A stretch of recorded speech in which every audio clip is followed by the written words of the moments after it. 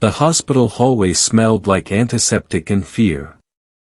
Daniel Hayes sat hunched over in a stiff plastic chair, elbows on his knees, fingers locked tight as if he was physically holding himself together. The fluorescent lights above him flickered faintly, casting pale shadows under his exhausted eyes. He hadn't slept in 2 days. Behind the double doors at the end of the corridor, his 7-year-old daughter, Lily, was fighting for her life. Daniel used to be the kind of man who never cried. Construction foreman. Broad shoulders. Quiet strength. The type who fixed broken fences and stayed late to help coworkers without being asked. But tonight, as machines beeped rhythmically beyond those doors, his composure was cracking like glass under pressure. "Dad?" He looked down. Lily's small pink backpack sat beside him, the one covered in cartoon butterflies. It had been hastily handed to him when they rushed her into emergency surgery. It still had her unfinished homework inside. Just hours earlier, she had been laughing at the dinner table. Now she was in critical condition after a sudden aneurysm no one saw coming. Daniel's phone buzzed in his hand.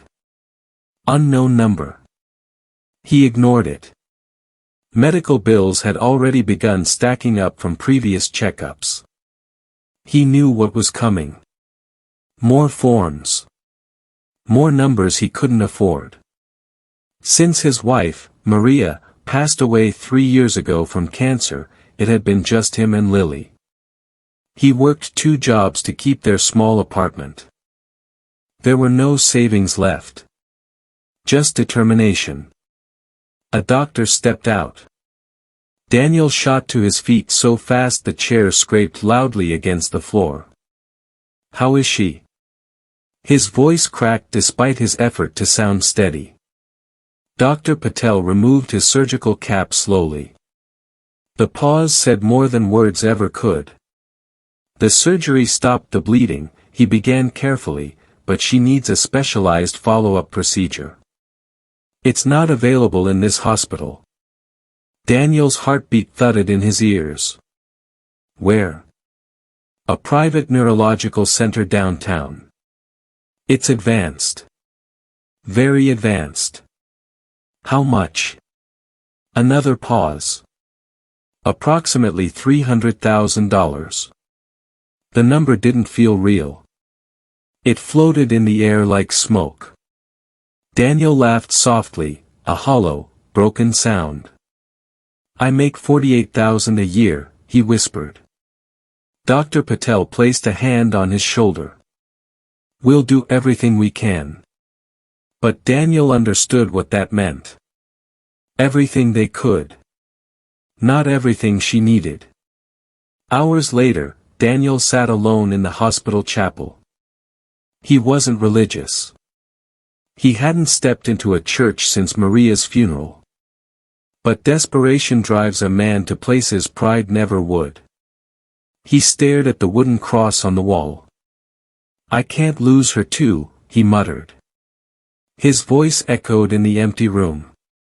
The door creaked open behind him. Soft footsteps. He didn't turn. "I'm sorry," a woman's voice said gently. "I didn't mean to interrupt." Daniel wiped his face quickly and stood. "It's fine." She was dressed simply, black coat. Understated elegance. Early 40s. Composed but with eyes that carried something heavy. Grief recognized grief. "My nephew is upstairs," she explained. "Car accident." Daniel nodded stiffly. "My daughter." Silence settled between them, not awkward, just shared pain. "I heard the conversation earlier," she said carefully. "About the transfer." Daniel stiffened. "It's none of your concern." "You're right," she replied softly. "But I'd like it to be." He finally looked at her properly. There was something calm about her. Not pity. Not curiosity. Just sincerity. "I'm Daniel," he said reluctantly. "Evelyn Carter." The name meant nothing to him. But to the business world, Evelyn Carter was a legend. Widowed at 38 when her billionaire husband died unexpectedly, she had taken over his global tech empire. People assumed she would crumble. She didn't. She multiplied the fortune. She became one of the wealthiest women in the country. And one of the loneliest. But Daniel didn't know any of that. He just saw a woman sitting beside him in a chapel at 2:17 a.m. "You look like you're carrying the world," she said quietly. "I'm carrying hospital debt," he answered bitterly. Evelyn studied him for a moment. "You didn't ask for help." Daniel's jaw tightened. "I don't take handouts. Even if it saves your daughter." That hit. He looked away. She continued gently, "When my husband died, I learned something. Money doesn't stop pain. But it can stop certain kinds of suffering. If I can prevent a child from suffering, I will." Daniel stood abruptly. "Why? You don't know us." Evelyn's composure faltered just slightly. "I had a daughter once." The words were barely audible. "She passed away at 5. Congenital heart defect. We had all the money in the world.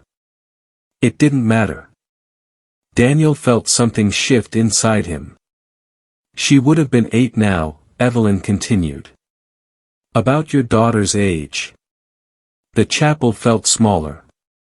Quieter. More fragile. "I can't replace what you've lost," she said. "But maybe I can help you keep what you still have." Daniel's pride wrestled violently with fear. $300,000. A number impossible for him. Pocket change for her. "You just pay it?" he asked. "Yes." "Why?" Evelyn met his eyes directly. "Because no father should sit alone in a chapel begging for a miracle when I can be the miracle." The words broke him. For the first time that night, Daniel cried openly. Not loudly. Not dramatically. Just a father unraveling. Hours later, paperwork moved faster than it ever had. Transfers were arranged. Specialists alerted. Lily was placed in a private transport ambulance headed to the elite neurological center downtown. Daniel rode beside her, holding her tiny hand. Evelyn followed in her car. Not because she had to. But because she chose to. At the new hospital, doors opened. Teams moved swiftly. Machines beeped in harmony rather than panic. Daniel stood outside the surgical wing again. This time, Evelyn stood beside him. "You don't have to stay," he told her. "I know," she replied. They waited. And waited. Finally, the lead surgeon approached. The procedure was successful. Daniel nearly collapsed from relief. "She's stable. Prognosis is excellent." Daniel covered his face with both hands. Evelyn exhaled slowly, a tension she hadn't realized she carried finally loosening. When Daniel turned to thank her, she was gone. No dramatic goodbye. No press. No attention. Just a signed authorization covering every expense. And a note left at the nurse's desk. For Lily. From someone who understands. If this story is already touching your heart, take a moment right now to subscribe to the channel.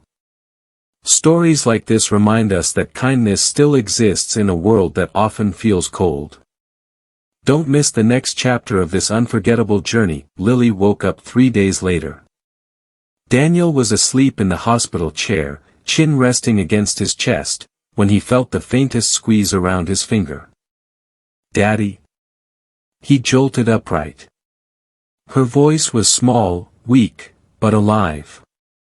"Hey, butterfly," he whispered, pressing his forehead gently against her hand. His shoulders shook as relief flooded him all over again. "You scared me." She smiled faintly. "Did I miss school?" He laughed through tears. "Just a little." Over the next week, Lily recovered faster than the doctors expected. Specialists called her case remarkable. Nurses called her a fighter. Daniel called her his miracle. But miracles have names. And Daniel needed to know hers. He asked the billing department who paid the transfer fees. They hesitated at first.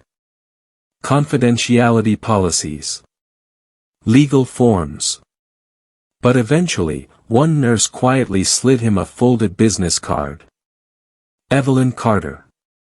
CEO, Carter Global Technologies. Daniel stared at the card. His stomach dropped. He pulled out his phone and searched her name. News articles flooded the screen. Tech titan Evelyn Carter expands AI empire.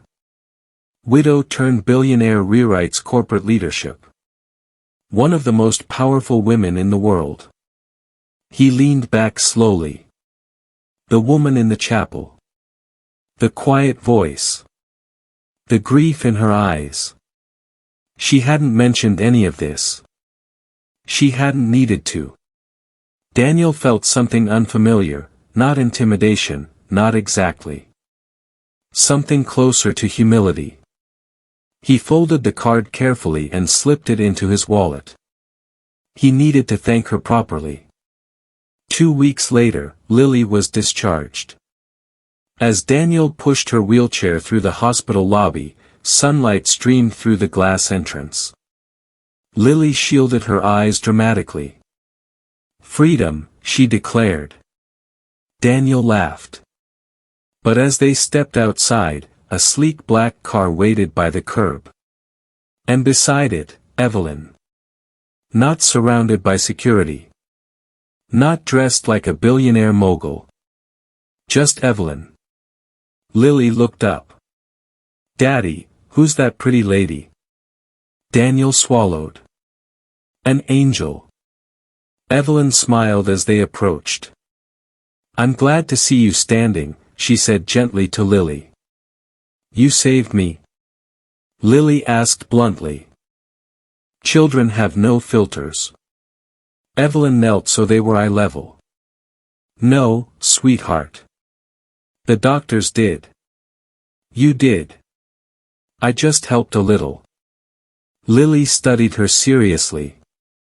Then leaned forward and hugged her. Evelyn froze. For just half a second. Then her arms wrapped around the little girl carefully, as if holding something sacred. Daniel saw it, the crack in her composure. The widow. The mother who once had a daughter. When Lily pulled away, Evelyn stood slowly. "You didn't have to come," Daniel said. "I know," she replied. There it was again. That choice. He took a breath. "I found out who you are." She tilted her head slightly. "And? You never told me."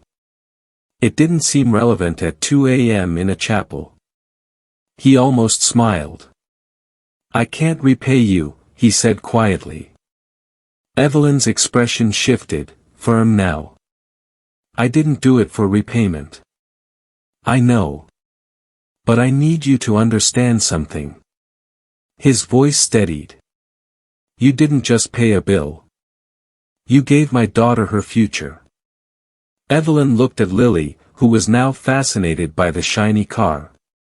"My husband used to say something," she said softly. "Wealth isn't measured by what we keep.